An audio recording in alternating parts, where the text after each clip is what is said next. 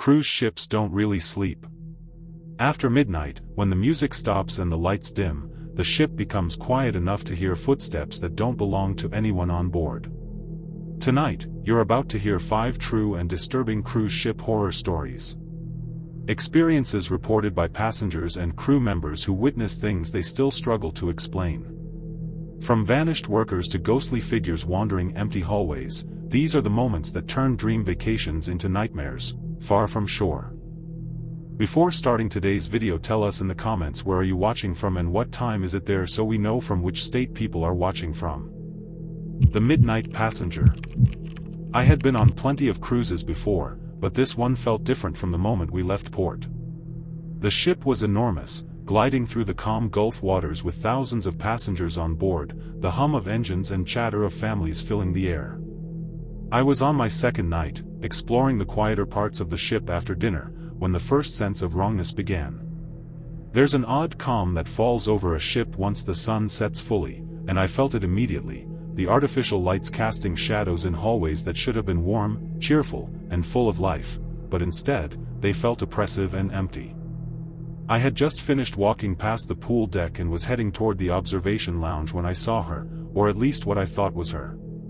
A young woman, standing near the railing, staring out at the dark water.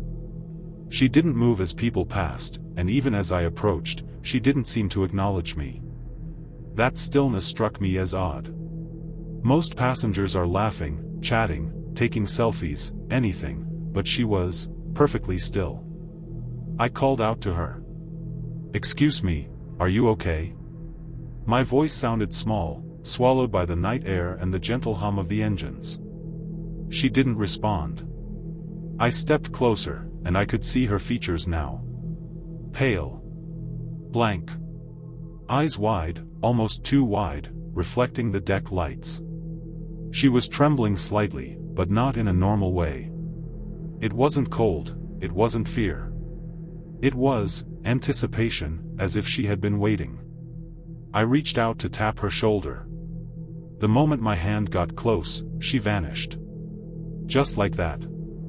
I froze, staring at the railing, half expecting her to step out from behind it, to laugh, to apologize, anything. But there was nothing. I shook my head, thinking I had imagined it. Cruise ships are known for motion sickness, and I had been a little dizzy earlier. I decided to head back to my cabin, telling myself it was nothing. Maybe my mind was playing tricks after too many late-night drinks and the constant rocking of the ship. But as I walked down the hall toward my deck, I noticed something even stranger. My cabin door was open. I was sure I had locked it before dinner. I never leave it unlocked, especially not on a ship full of strangers. Cautiously, I approached. No one was inside. Nothing seemed disturbed. My suitcase was zipped, my clothes folded neatly on the bed. Nothing was missing. But then I noticed the small journal I keep tucked under my pillow, opened. My pen, lying across the page, had moved, as though someone had been writing. And the last words scrawled on it weren't mine. They read, "Do not sleep tonight." I backed up, my heart hammering. I told myself it was a prank, maybe some fellow passenger sneaking in while I was out. But the ship was huge, the corridors near my cabin practically empty at this hour. It would be nearly impossible for anyone to know I had been out, what time I left, when I'd return. And yet, somehow, someone had. I tried to call the front desk. My cabin phone had no signal. I ran to the hallway phone, but the line was dead. Only a faint humming in the background, like distant machinery, but no dial tone. Panic began to set in, but I forced myself to think. I was alone, yes, but I was safe in the sense that the ship was still moving forward, the deck doors were locked, and the crew would eventually notice if something was wrong. I stayed awake that night, sitting on my bed with a flashlight, every sound amplified. The creak of the ship's hull against the water sounded like footsteps pacing the hallways outside. Every thump of machinery in the lower decks felt like someone walking above me. At some point, I must have drifted off because I awoke suddenly to a whisper. My name. Clear. Right by my ear. I bolted upright. The room was empty. The journal lay closed on the bed, and the pen was gone. My chest was heaving. I grabbed my phone to call security, and for a brief second, the line connected. A voice answered, calm, routine, saying, "Front desk. How may I assist you?" I breathed a sigh of relief. "Someone's in my cabin," I shouted. "I think someone, or something, is here." There was a pause on the other end. Then, softly, "Sir, the ship's security reports no unauthorized entries. Your cabin has been empty all night. Please remain calm." I hung up. Trembling, I realized that wasn't even possible. I had felt something, heard something, and the journal had clearly been disturbed. I couldn't explain it. By morning, I convinced myself it was a vivid nightmare. Sunlight poured into my cabin, other passengers laughed and moved through the halls. The ship felt normal again. But when I checked the journal, the last page had a new message. Written in a hand that wasn't mine, "You cannot leave." I tried to leave the cabin for breakfast, but when I reached the elevator, it refused to work. Button presses yielded nothing. The emergency stairwell was locked from the inside. I was trapped. For hours, the ship seemed to be holding me, the hum of its engines thicker, more oppressive, as if it were aware.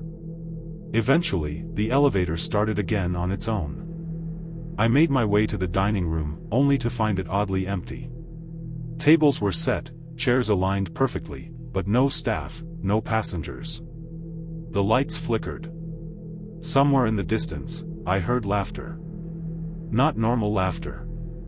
High-pitched, echoing, overlapping, coming from all directions. I ran back toward the cabin deck, hoping to find other people, other witnesses. Hallways stretched longer than they should have, doors that should have opened remained closed. When I finally reached my cabin, I found the door ajar once more. Inside, the journal sat upright on the bed. The last entry now read, "You are alone. Always." I spent the rest of the cruise walking in circles, never sleeping for more than a few minutes at a time. Crew members smiled, waved, acted like everything was fine, but I noticed subtle things. Mirrors reflecting rooms I hadn't been in, shadows moving where they shouldn't, the soft whisper of my name when no one was near. The ship was alive, but not in the way it should be. On the final night, during a storm that tossed the vessel like a toy, I saw her again.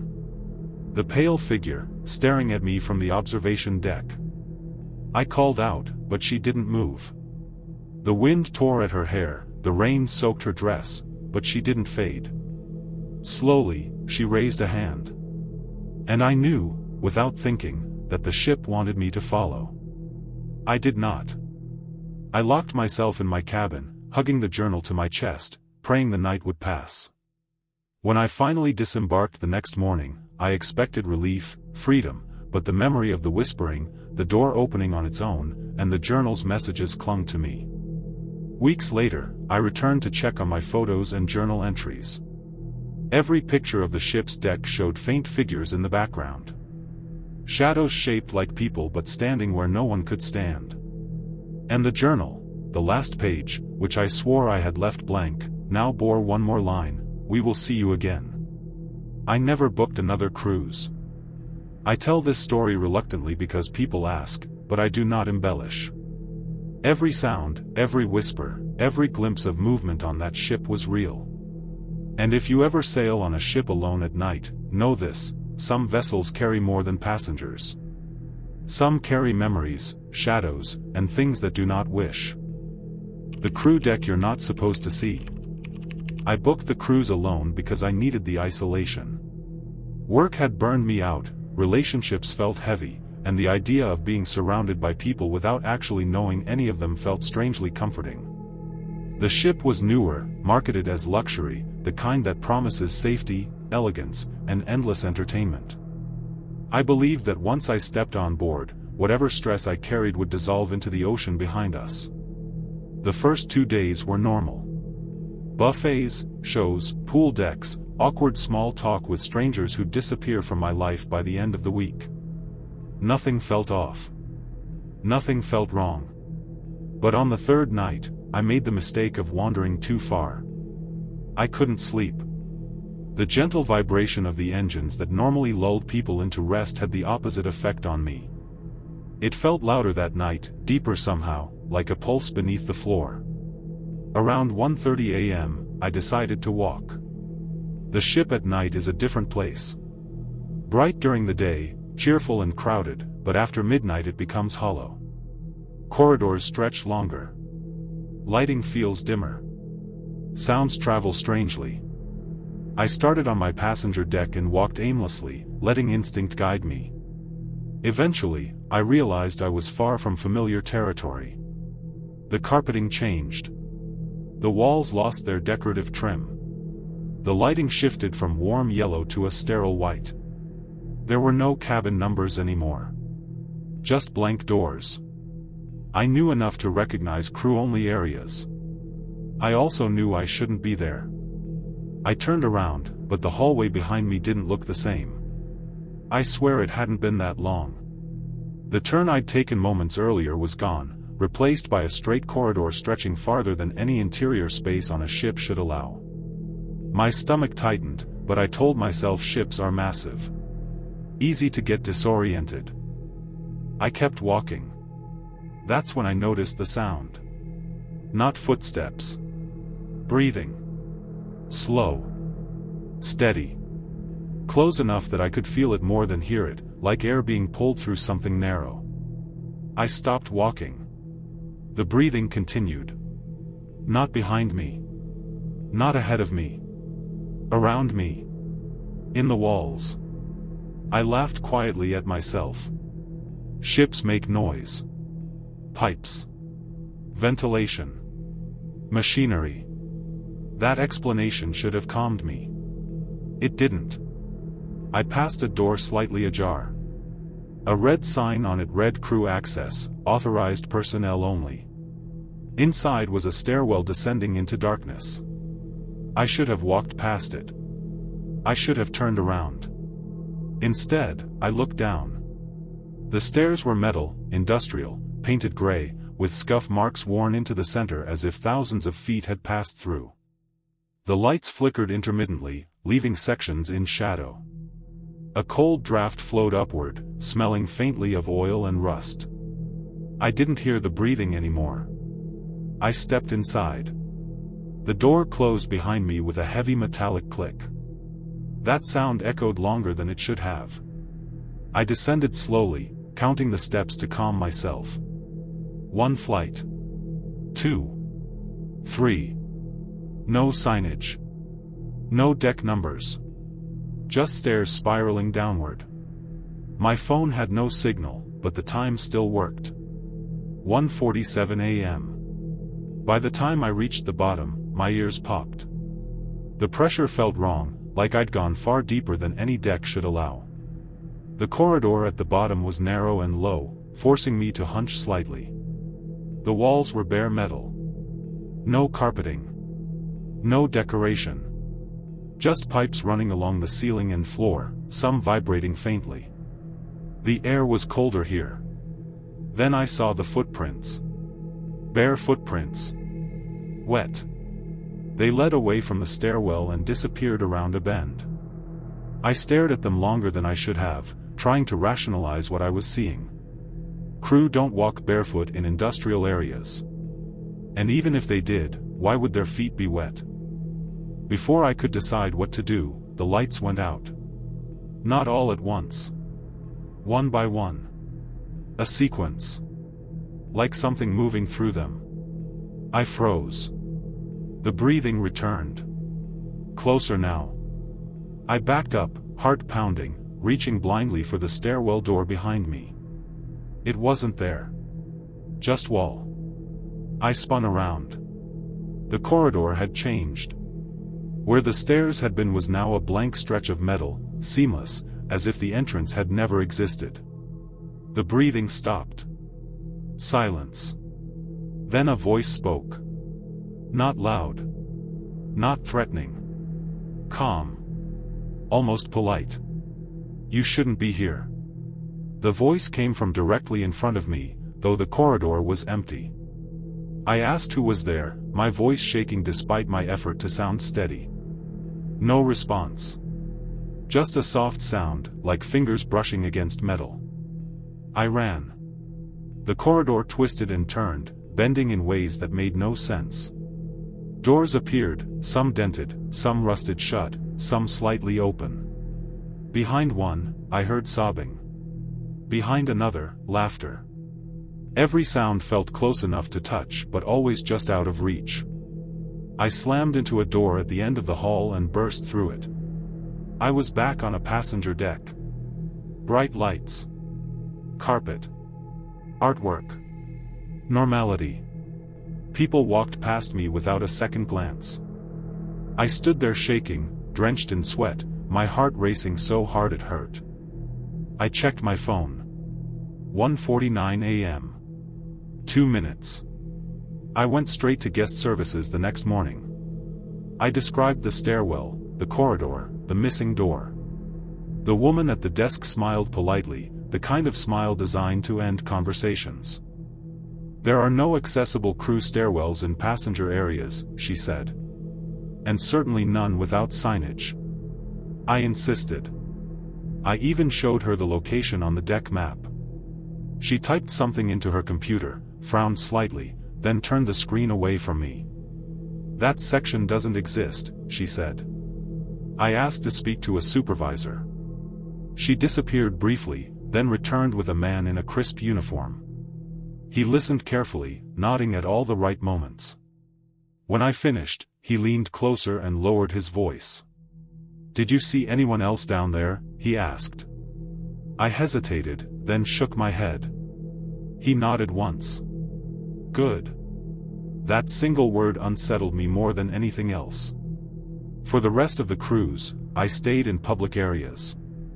I slept with the lights on. I avoided empty hallways. I noticed things then. Crew members who didn't blink. Sections of the ship that never appeared on maps. Doors that passengers never used but crew watched closely. On the final night, I heard the breathing again outside my cabin. Slow. Steady.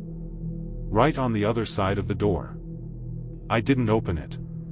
When we docked, I was among the first to leave. I didn't look back. I didn't take photos. I didn't keep souvenirs. Months later, curiosity got the better of me. I searched online for ship schematics, crew forums, anything. Buried deep in an archive thread, I found a post from a former crew member. He wrote about maintenance corridors built into older ship designs. About sealed decks. About spaces used during construction that were never fully removed. He ended his post with one sentence. "Some areas aren't empty. They're just not meant for passengers." I still dream about that stairwell. In the dreams, I go deeper. The breathing is louder. And this time, when the voice speaks, it doesn't warn me. It welcomes me back. The ghostly elevator ride. I chose a lower deck cabin because it was cheaper and quieter. I didn't care about ocean views or being close to the pools or restaurants. I wanted a place to sleep, somewhere I could shut the door and disappear for a few days. The ship was massive, newer, and marketed as state-of-the-art, but everyone on board knew the lower decks had a different atmosphere. You could feel the engines through the walls. You could hear the ship working. It felt more honest somehow. The first few nights passed without incident. I slept deeply, ate when I felt like it, and wandered the ship aimlessly. But on the fourth night, something changed. I woke up suddenly around 2 a.m., not from a sound or a dream, but from a feeling. That sense you get when your body wakes you before your mind understands why. The cabin was quiet except for the hum of the engines. The air felt heavier than usual, like pressure building before a storm. I realized I was thirsty. My water bottle was empty, and the vending machines were near the central elevators. I pulled on a hoodie, slipped into my shoes, and stepped into the hallway. The corridor was empty. That wasn't unusual at that hour, but it felt emptier than it should have. The lights were dimmed for nighttime mode, casting long shadows along the carpet. The patterned walls seemed to blur slightly as I walked, as if my eyes couldn't quite focus. When I reached the elevator bank, I noticed something odd. One of the elevators was already there. Doors open. Lights on. Waiting. I hadn't pressed the call button. At first, I assumed someone else had just stepped off. I hesitated for a moment, scanning the hallway. No footsteps. No voices. No sign anyone had been there. Still, the elevator stood open, silent and inviting. Inside, there was a man. He stood in the far corner, facing the wall, his back to the doors. Tall. Thin. Wearing a dark jacket that looked outdated, almost like an old crew uniform from decades ago. The fabric was stiff, the cut formal. His posture was unnaturally straight, as if he were standing at attention. I cleared my throat softly and stepped inside, pressing the button for deck 9. The doors slid shut without a sound. The elevator began to rise. At first, everything felt normal. The gentle vibration beneath my feet. The faint mechanical whir. The digital display above the doors ticking upward. Deck 3. Deck 4. I glanced at the man again. He hadn't moved. Hadn't acknowledged me. Not unusual, I told myself. Some people just want to be left alone. But then I noticed his reflection. The mirrored panel on the opposite wall showed his face partially, distorted by the angle. His skin looked pale. Not sickly pale. Empty pale. Like light wasn't settling on it properly. I looked away, suddenly uncomfortable. The elevator passed deck 5, then slowed. It stopped between floors. The sensation was subtle at first. A gentle deceleration. Then stillness. The lights dimmed slightly but didn't flicker or go out. No alarm sounded. No emergency music played. Just silence. I waited a few seconds, expecting the elevator to correct itself. It didn't. "Guess we're stuck," I said, trying to keep my tone light. No response. I pressed the button for deck 9 again. Nothing. I tried the call button. Still nothing. That's when I noticed the display. The numbers were gone. Instead of deck numbers, the screen showed a single horizontal dash. Then another appeared beneath it. Then another. Slowly stacking downward, one by one, like tally marks counting something unseen. My stomach tightened. I turned toward the man. "Do you know what's going on?" He moved then. Slowly. Deliberately. He turned his head just enough for me to see his face clearly in the reflection. His eyes were completely black. Not dark brown. Not shadowed. Black. Flat. Reflecting nothing. "No," he said quietly. His voice was calm, almost gentle. "It doesn't stop for me." Before I could ask what he meant, the elevator dropped. Not violently. Not like free fall. Just enough to make my knees buckle and my ears ring. The sensation was wrong, like gravity had loosened its grip but hadn't let go entirely. The doors slid open. We were not on any deck I recognized. The hallway outside was narrow and unfinished. Bare metal walls. Exposed piping. No carpet. No signage. The lights flickered weakly, casting uneven shadows that seemed to move independently of the fixtures. The air was cold and smelled faintly of oil and damp metal. The man stepped out. As he passed me, I noticed his shoes. They weren't touching the floor. Not fully. Just close enough to suggest weight without actually making contact. He turned back toward me, his black eyes meeting mine directly for the first time. "Don't ride alone after midnight," he said. Then he walked into the darkness. The doors closed. The elevator jolted upward violently this time. My heart hammered against my ribs. I pressed myself against the wall, gripping the handrail as the numbers reappeared on the display. Deck 7. Deck 8. Deck 9. The doors opened. Bright lights. Carpet. Normal hallway. A couple laughing as they walked past, drinks in hand. Music drifting faintly from somewhere above. No one noticed me. I stumbled out, legs shaking, and leaned against the wall until my breathing slowed. I checked my phone. Only a minute had passed. I didn't sleep the rest of the night. The next morning, I went to guest services.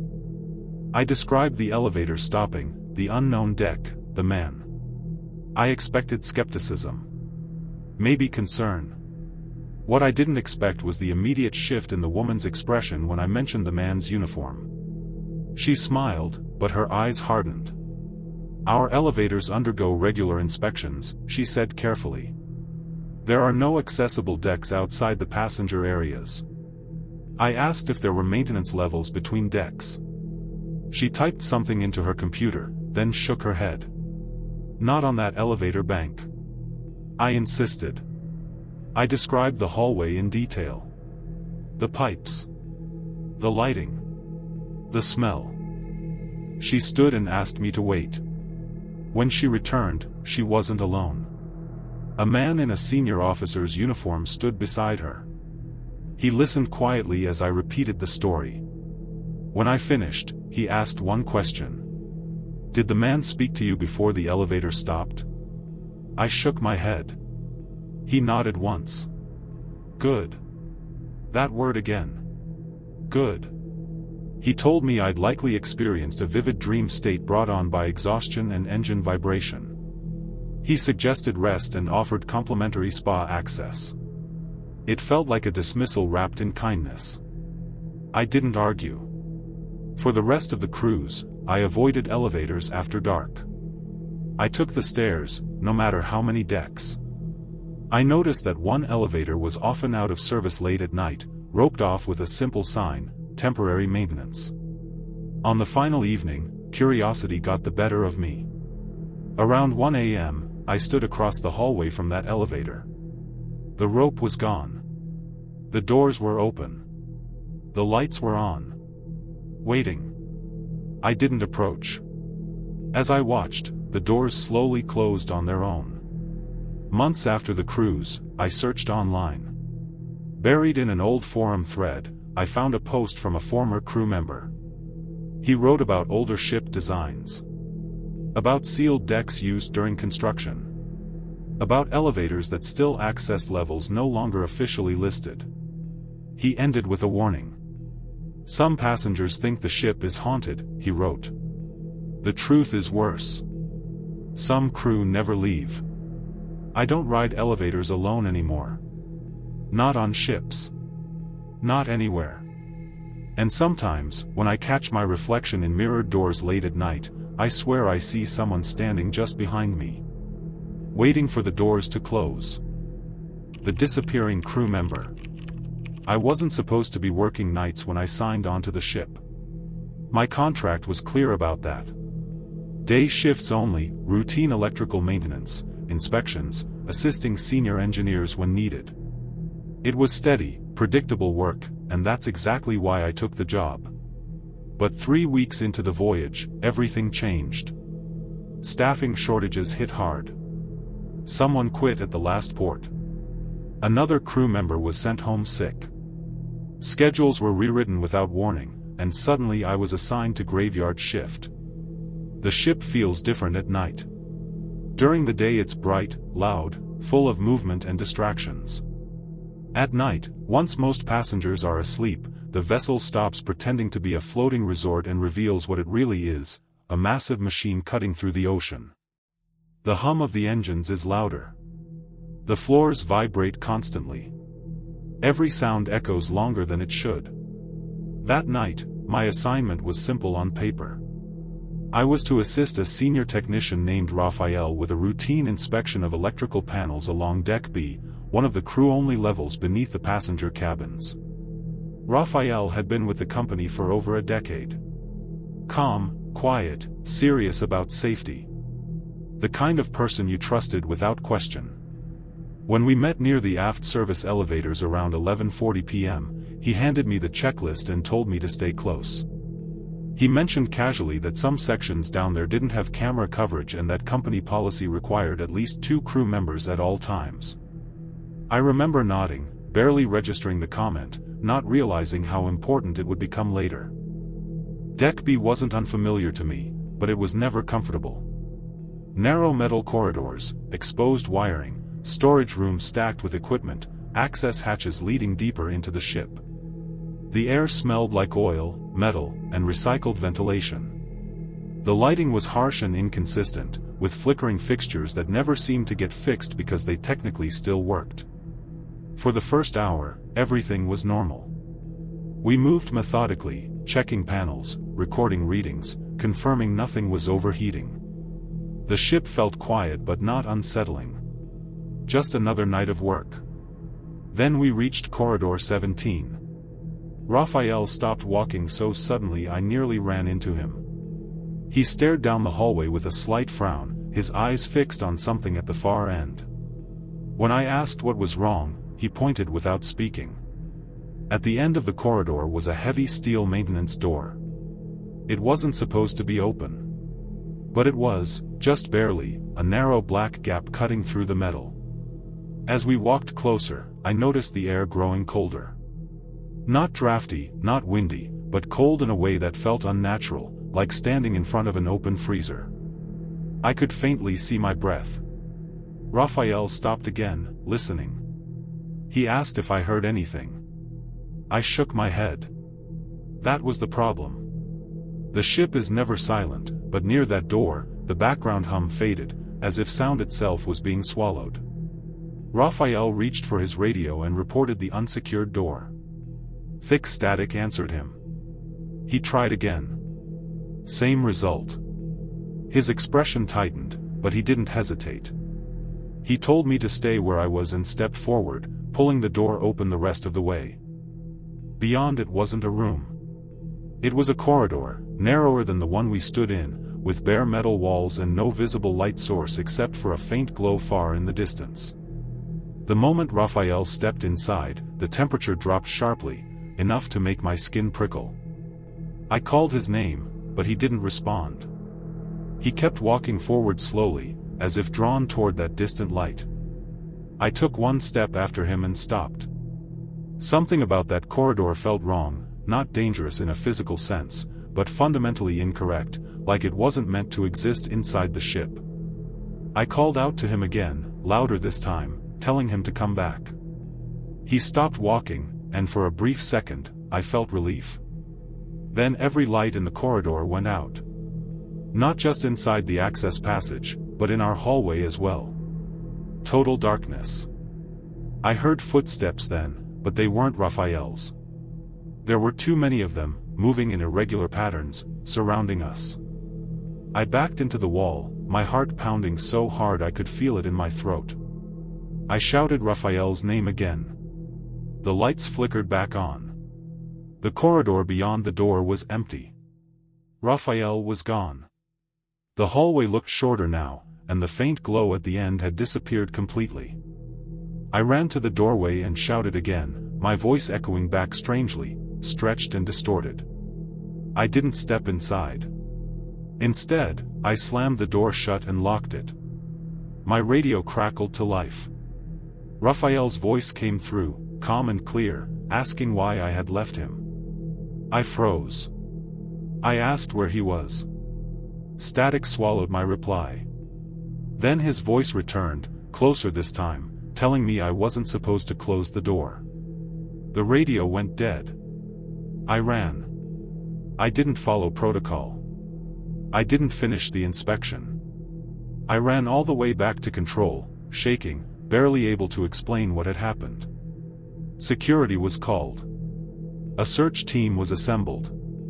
They searched for hours, combing every accessible section of Deck B. They found nothing. There was no access corridor. No maintenance door. The wall where it should have been was solid steel, seamless, as if it had never opened at all. They told me I must have been mistaken, disoriented from fatigue. Then they showed me the footage. The security cameras showed Raphael and me entering corridor 17. They showed me standing alone near the wall, shouting into empty space. They never showed Raphael opening a door. According to the footage, he vanished mid-step, simply ceasing to exist. The official report labeled it a medical emergency, possibly an overboard incident, despite no alarms triggering and no body ever being found. I was flown home at the next port and told not to discuss what happened. I don't work on ships anymore. Sometimes, late at night, my phone rings from an unknown number. When I answer, there's only static on the line. And beneath it, faint but unmistakable, I hear footsteps moving through metal corridors, getting closer. Phantom passenger. I first noticed the passenger on the fourth night of the voyage, long after most people had settled into the rhythm of the ship. By then, I had already memorized the way the hallways curved, the way the engines changed pitch depending on our speed, and the strange sensation of being surrounded by thousands of people while still feeling completely isolated. I was working as part of the night hospitality staff, responsible for assisting late returning guests, handling minor complaints, and escorting anyone who felt unwell back to their cabin. It wasn't glamorous work, but it paid well, and I liked the quiet hours when the ship felt almost peaceful. That night, just after midnight, I was stationed near the midship elevators on Deck 9. The corridor lighting was dimmed for nighttime, casting long shadows that stretched across the patterned carpet. Most cabin doors were dark and silent. That's when I saw him standing near the elevator bank, facing the wall as if studying the evacuation map. He was tall, wearing a dark jacket and trousers that looked oddly formal compared to the casual resort where most passengers favored. What struck me immediately was how still he was. He didn't shift his weight. He didn't glance at the elevators. He just stood there, motionless. I approached him, assuming he was lost or waiting for someone. When I greeted him, he turned slowly to face me. His expression was neutral, almost blank, but not unfriendly. His eyes were pale, reflecting the overhead lights in a way that felt unnatural. I asked if he needed help finding his cabin. He nodded once and said a room number on Deck 7. His voice was calm, steady, and completely ordinary. There was nothing overtly strange about him in that moment, yet I felt a subtle unease I couldn't explain. I escorted him into the elevator and pressed the button. As we descended, I made small talk, asking how he was enjoying the cruise. He responded politely but briefly, giving vague answers that didn't quite line up. He said he had boarded late, that he hadn't explored much yet, that he preferred staying out of crowded areas. When the elevator reached Deck 7, the doors opened to an empty corridor. As we stepped out, I noticed that his reflection didn't appear in the mirrored elevator wall behind us. I told myself it was just the lighting. We walked in silence until we reached his cabin door. I waited as he reached into his pocket, expecting him to pull out a keycard. Instead, he paused, frowned slightly, and said he must have left it inside. Before I could offer to call guest services, he thanked me, turned, and walked down the corridor away from me.